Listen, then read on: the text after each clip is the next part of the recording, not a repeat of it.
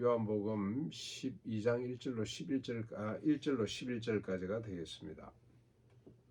1절에 보시면 유월절 여세 전입니다. 예수께서 죽었다가 다시 살아난 나사로가 사는 베다니에 이르게 됩니다. 예수를 지금 사람들이 죽이려고 하고 있습니다만은 그럼에도 불구하고 예수님이 예루살렘으로 올라가시죠. 마지막 길입니다. 죽으러 가시는 겁니다. 이 베다니에서 예수를 위해서 잔치가 벌어졌는데 마르다는 부엌에서 열심히 일을 하고 나사로는 이웃들과 함께 예수 앞에 앉아서 담소를 나누고 있고, 그런데 마리아가 지극히 비싼 향유를 예수의 발에 붓고 자신의 머리털로 그의 발을 닦는데 향유 냄새가 온 집안에 가득 차게 됩니다. 여러분, 이 장면을 우리가 상상해 볼 수가 있죠. 예수와 함께 있는 사람들의 모습이죠. 예수님이 가는 곳마다 펼쳐지는 삶의 모습, 말의 모습이라고 할 수가 있겠습니다. 잔치, 대화, 향유가 가득한 겁니다. 우리가 사는 곳에도 이런 축복 있기를 바랍니다. 잔치가 있고 음식이 있고, 그리고 서로 담소, 대화가 있고, 그리고 향기 냄새가 가득하는 우리 가정, 또 우리 가난 공동체가 되었으면 참 좋겠다 하는 생각이 듭니다.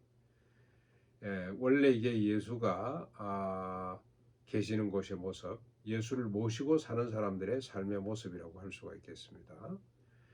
4절에 보면은 이렇게 향유를 붓고 있는, 비싼 향유를 깨뜨려서 붓고 있는 마리아를 본 가룟 유다가 비웃는 거죠. 이 향유를 300데나리온에 팔아 가난한 자들에게 주지 많은 짓이냐. 300데나리온쯤 되는 거 보면 1년 연봉이잖아요. 그렇죠. 1년 연봉. 엄청나게 비싼 향유인 것 같습니다. 지금은 뭐 다른 게 뭐 부동산이, 아파트가 비쌉니다만 그때는 향유가 비쌌던 모양입니다. 그렇죠.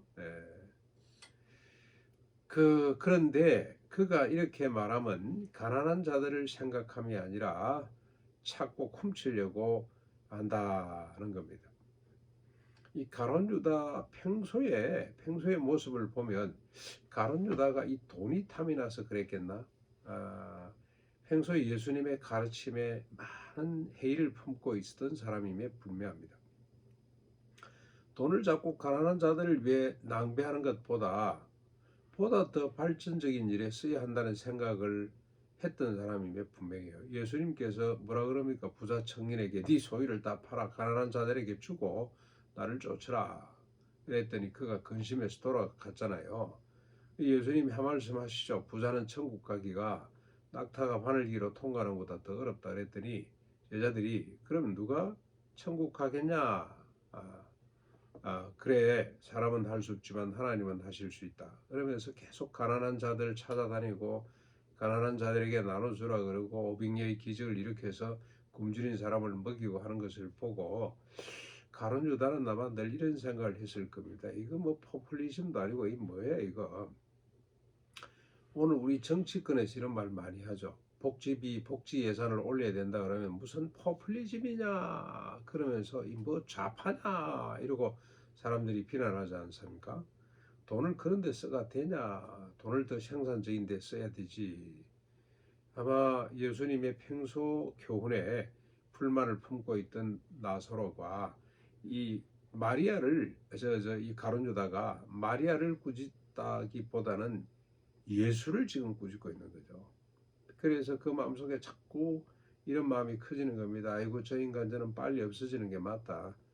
그래 은삼십의 가치도 없어. 뭐 노예 한 사람보다 못해. 빨리 제거하는 게 맞아.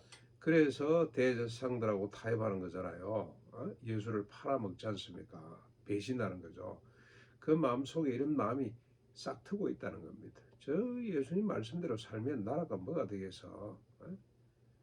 자, 그렇게 이야기를 했더니 이 말씀을 들은 예수님께서 7절입니다. 말씀합니다. 그를 가만둬 나의 장례를 준비하도록 해라. 그 향유를 내 장례식 때까지 잘 보존하도록 해라. 그러면서 뭐라 그러죠? 가난한 자들은 항상 너희와 함께 있거니와 나는 그렇지 않다는 겁니다. 예수님의 자신의 죽음을 고지한 거죠. 이렇게 또 자신이 죽을 것에 대해서 말씀을 하고 있습니다. 그런데 예수님 말씀 가운데 아주 재미있는 말씀이 있죠. 가난한 자들은 항상 너희와 함께 있다. 이 세상에 가난한 자가 나타날 수밖에 없다는 겁니다. 왜 그렇습니까? 아침 7시 온 사람이나 오후 5시 온 사람에게 동일한 임금을 주는 이 진리를 깨닫지 못하기 때문에, 지계석을 옮기지 말라는 율법을 깨닫지 못하기 때문에 세상에는 가난한 자들이 있을 수밖에 없다는 겁니다. 부패하고 타락한 인간의 본성이 작동하는 한 가난한 자는 필연이다. 다시 말하면 약육강식, 우성열패가 지배하는 세상에서는 약자가 생겨날 수밖에 없는 거죠. 가난한 자가 생겨날 수밖에 없어요. 정치판에 늘 배신이 있을 수밖에 없는 것처럼, 정치판은 영원한 동지가 없어요. 언젠가는 또 서로 배신하고 서로 등에 칼을 꽂고 이러는 모습처럼 이 세상에는, 자기를 위해서 살려고 하는 이 세상에는 가난한 자, 약자들이 반드시 생겨날 수밖에 없습니다. 그래서 늘 그 약자를 위해서 준비하고 있어야 된다. 자, 이렇게 이러고 있을 동안에 유대인의 큰 무리가 예수께서 베다니에 계신다는 걸 알고 몰려옵니다. 근데 이는 예수님만이 아니라 죽었다가 다시 살아난 나사로를 보기 위해서 모여옵니다. 진짜 그 사람이 살아난 거 맞아? 에?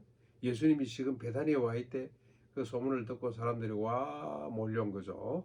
그러자 10절에 대제사장들이 나사로까지 죽이려고 모의하는데, 나사로 때문에 많은 유대인이 예수를 믿게 되었기 때문입니다. 이제는 예수뿐만이 아니고 나사로도 같이 죽이려고 합니다. 권력을 가진 사람들의 특징이죠. 사람의 목숨을 실로 가볍게 여기는, 파리 목숨처럼 가볍게 여기는 것이 권력자들의 특징입니다. 여러분, 우리 모택동이가 그랬고, 히틀러가 그랬고, 스탈린이 그랬고, 무소리니가 그랬고, 지금 전두환이가 그랬고, 박정희 대통령이 그랬고, 절대 권력을 가진 자들은 타자의 생명을 하찮게 여기는, 왜 그렇습니까? 사람의 목숨을 자기를 위한 수단으로 생각하기 때문에 그렇습니다. 자기 중심성의 본성이죠. 이건 모든 타자를 자기 중심으로 이해하고 행동하기 때문에 죽이는 거, 이거 정말로 식은 죽먹기 실험 가볍게 생각을 하게 됩니다. 여러분, 우리 그 서울에 보면 차지철이가 그러죠. 박정희에게 부마 항쟁 사태가 벌어졌을 때 한 100만 땡커로 밀어버리라 그냥. 앙코르와트에 뭡니까 그 크메르 루즈도 200만 밀어버렸더니 됐는데, 우리도 그냥 한 100만 200만 밀어버리라. 그러다가 차지철이하고 결국 그 누굽니까 우리 중앙정보부장하고 둘이 갈등 속에서 박정희가 시해되는 끔찍한 일이 벌어졌습니다만은, 이게 인간의 본성이죠. 부패하고 타락한 인간의 본성이기 때문에 어쩔 수가 없습니다. 나사로까지 그냥 죽여버리려고 합니다. 그런데 정반대로 살아가는 사람들이 있죠.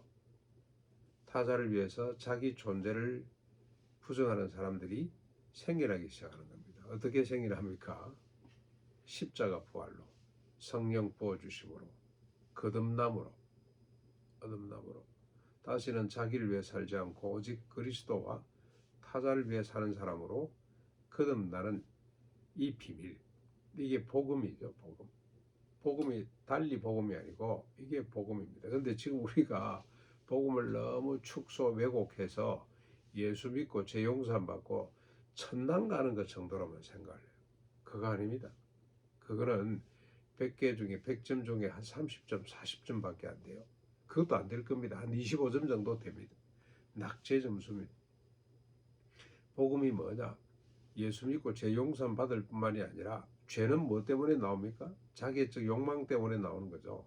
이제 그 사람이 자기애적 욕망의 존재가 십자가에 달려 못 박히고 함께 장사되고 주님 부활하실 때 우리도 새로운 생명으로 거듭나는 거죠. 다시 태어나는 겁니다.